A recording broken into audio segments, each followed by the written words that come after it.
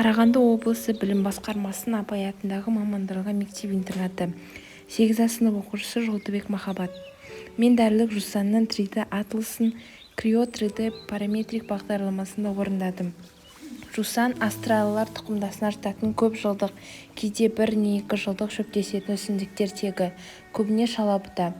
Таралу аймағы Қазақстанның барлық жерінде шөлейтті далада, таулы жерлерде өсетін 81 түрі бар.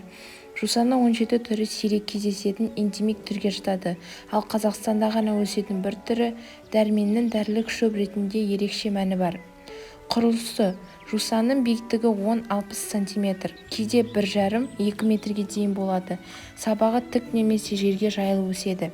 Тамыры жуан, негізгі. Жапырағы кезектесіп орналасқан, қауырсын тәрізді, шеті тілімделген, кейде бүтін жиекті. Ұсақ гүлі қос жынысты, сары түсті, себеттері көп, әбден піскен кезде шашыраңқы еріп келген сыпыртқы гүл шоғырын құрайды. Шілдеден қыркүйекке дейін гүлдейді. Жемісі тұқымша.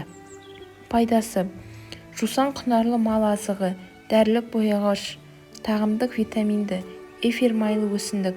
Жусанды қолдан, мысалы тамыр жусанда да өсіреді.